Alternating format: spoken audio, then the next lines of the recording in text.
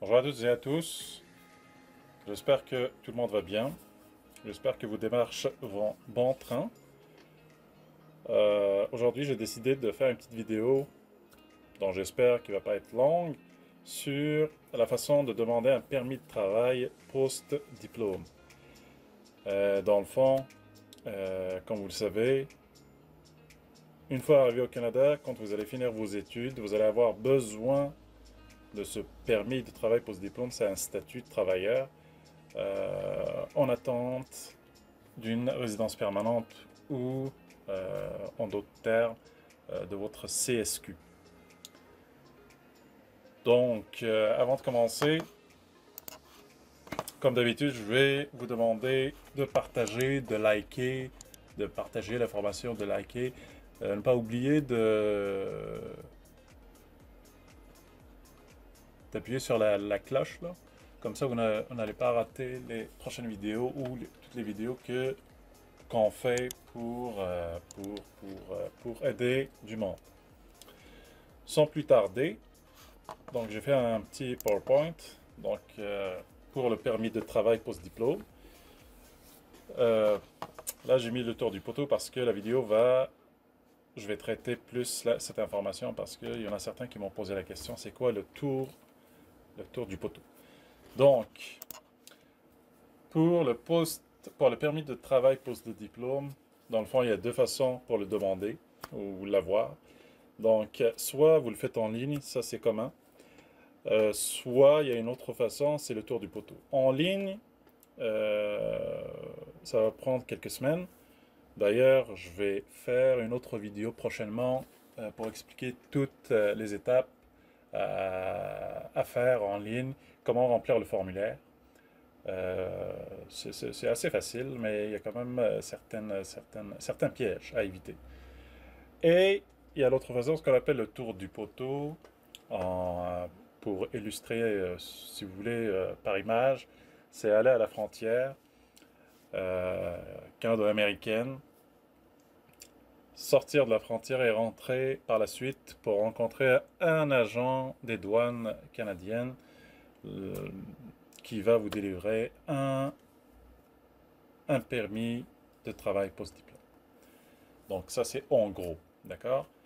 L'avantage avec cette façon, c'est que ça va vite, ça va vous prendre le temps d'y aller à la post-frontière. Ça va vous prendre 2 heures, peut-être aller-retour 4 heures. Avec ça, rajoutez peut-être un temps d'attente entre 30 minutes et probablement quelques heures, dépendamment à quelle heure vous arrivez au poste frontière et quand est-ce que vous y allez le jour de semaine ou la fin de semaine. Donc, c'est ça. Donc, comme on a dit,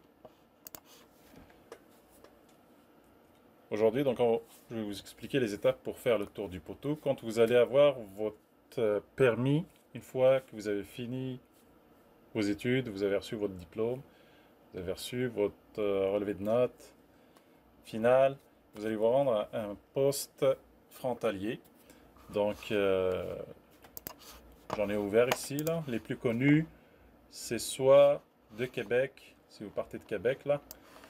Regardez ici, en passant par la Beauce. Il y a un poste frontalier très connu ici. D'accord. C'est à peu près à 1h30 de Québec. C'est à 1h38, 150 km. Donc ça, c'est ceux qui sont à Québec, mais de Montréal aussi, là, c'est pareil. En passant, il y a beaucoup de postes frontaliers, là, d'accord? Mais les plus connus, je vous dirais que c'est les deux, là, en passant par Montréal ou par Québec, d'accord? Donc, une fois que vous êtes rendu ici, regardez ici, là, ici, ça c'est la frontière, regardez, Canada, USA, United States. Dans le fond, ce qui va se passer, c'est quoi le processus? Quand vous allez arriver à la frontière, ok, ici, regardez ici, là, ça c'est comme des guichets. Vous allez voir un agent des douanes américaines et vous allez lui expliquer tout bonnement votre raison de venue, là. Donc, je vous conseille d'être clair, parler anglais un peu aussi, essayer de parler un minimum d'anglais parce qu'eux, ils parlent pas français, ou du moins, ils maîtrisent pas la langue française.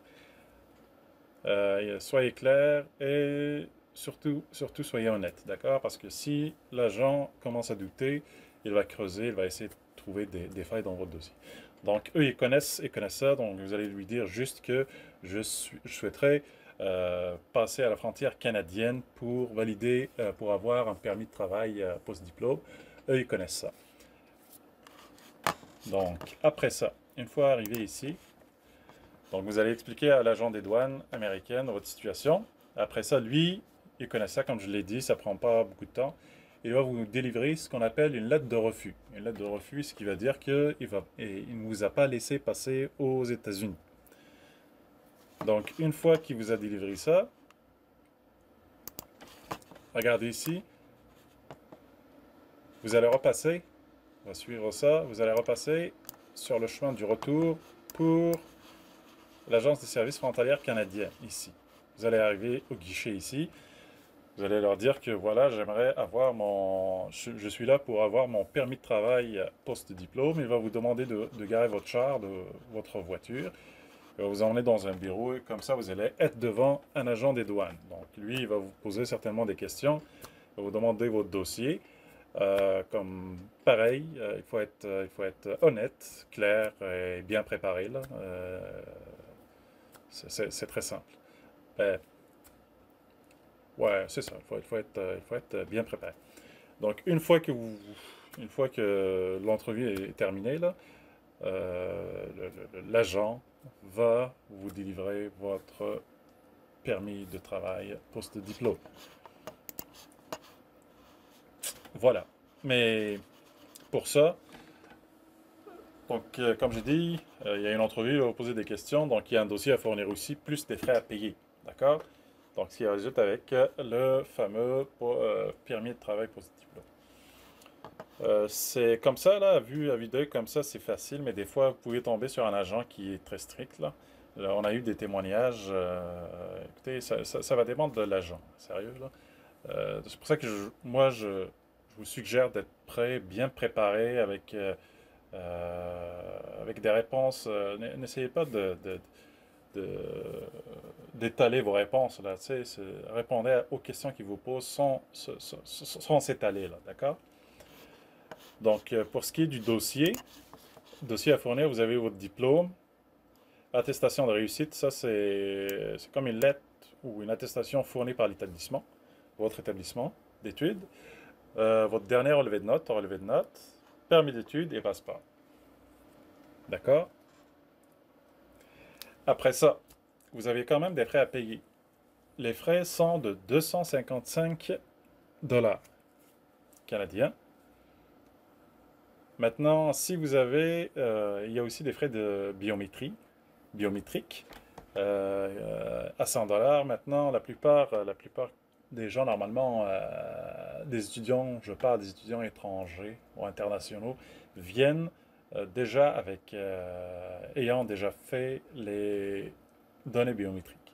Maintenant, si vous ne les avez pas, ils vont vous prendre dans un bureau, là, ils vont prendre vos empreintes, etc. Là, ils vont faire une petite enquête, la GRC, la gendarmerie royale canadienne va faire une petite enquête sur vous, voir si vous n'avez pas d'antécédents criminels ici dans le pays.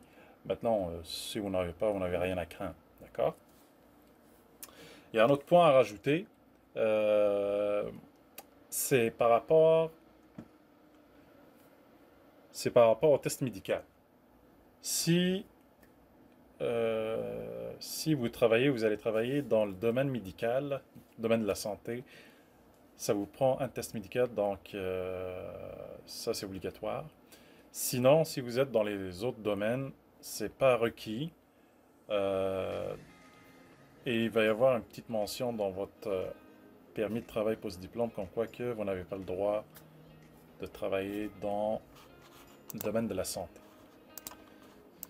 Donc voilà, j'espère que c'est clair parce que c'est vraiment facile. Tu sais, parce que quand on entend tour du poteau, Le monde s'interroge, mais en réalité, c'est un peu facile. Je trouve que c'est la façon la plus rapide pour avoir votre diplôme, non, rectification, votre permis de travail post-diplôme.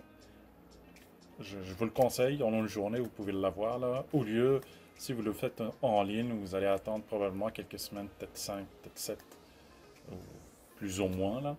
Donc, c'est ça. Voilà, ça fait le tour. Je vous remercie pour l'écoute. Encore une fois, merci de partager. Merci d'inviter du monde à s'abonner à la chaîne. N'oubliez pas d'enclencher la notification comme je l'ai dit. Et à une prochaine vidéo. Ciao!